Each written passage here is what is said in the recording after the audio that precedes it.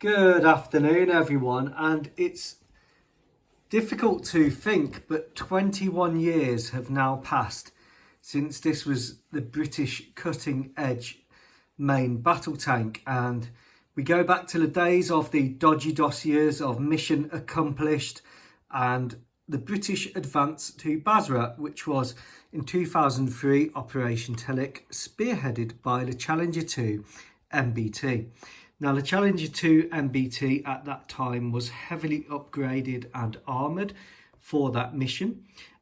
Exercise Safe Syria in 2001 had exposed major problems with the MOD not supplying the right desert filters and writing off a load of Challenger 2 engines. The Challenger 2s that were then sent to Operation Telic had the upgraded air filters. They had modifications to the engine exhaust. They had extra armour panels here instead of the reactive armour. And they had sand skirts along the side and these big sand skirts around the back to stop the sand from going up. Also at the front, lengthened sand skirts. They still had the Romar, which is this reactive armour at the front, although that was quickly changed after 2003.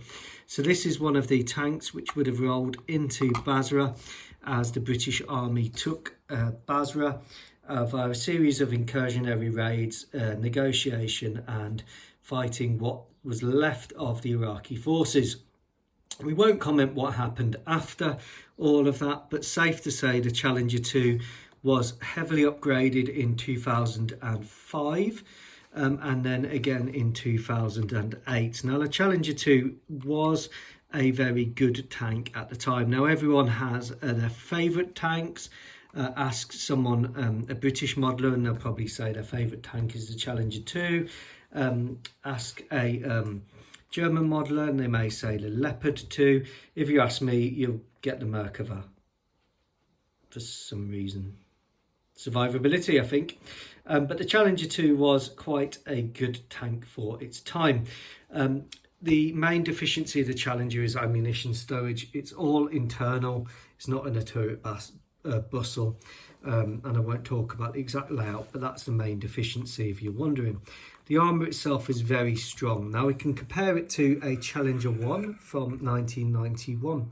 And what's really interesting between the Challenger 1 of 1991 and the Challenger 2 of 2003, the Romar armour at the front is pretty much the same. The side skirts are similar, except there's an extra ceramic Dorchester panel here, whereas it's more reactive armour or applique armour on the Challenger 1. Other than that, very similar tanks in many ways. The Challenger 2 has a much better turret with much better angles and construction. The Challenger 2 is quite different to the Challenger 1. The Challenger 1 is very much an evolution of the Chieftain. You can see the bits that have then been carried over to Challenger 2 and the bits that are changed, which are mainly the turret and, of course, the main gun. Quite a big change there, still split ammunition. So I'm completing my lineup of post-war British tanks, and we've got the Challenger 2 in 2003, and then we've got the Challenger 2 as it serves in the UK and Batters. So basically, the 2003 modifications led to the 2005 modifications and then the 2008 modifications. So what that included was RPG skirts around the back and around the turret, side armour on the turret, Dorchester 2 armour on the front, IED jammers and all of that like.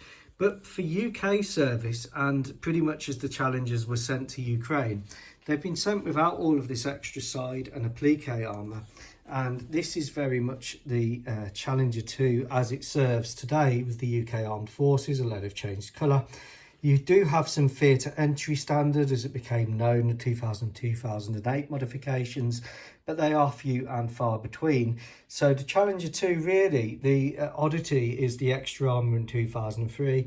This is the standard, guys. They are all Trumpeter kits. I know some people don't like the Trumpeter kits, but for the price, they're pretty good. So I've got a few left to do in the collection. So I've got the Challenger 1 there in the up armoured form. Let's try and put these in order of chronology. Well, kind of... The Challenger 2 was introduced in 1998, so let's go with a basic non-armoured Challenger 2 from 1998, and then we'll put the Battus one, serving in Battus to the current day, in there in its scheme. So we've got Challenger 1 1991, Challenger 2 introduction scheme, Challenger 2 in 2003, Challenger 2 post Iraq War, and then I hope to get a TES, which will complete the lineup, and maybe a NATO Challenger 1 without the extra armour. So the British armour lineup is coming along nicely. Let me know what you think. Take care. Goodbye.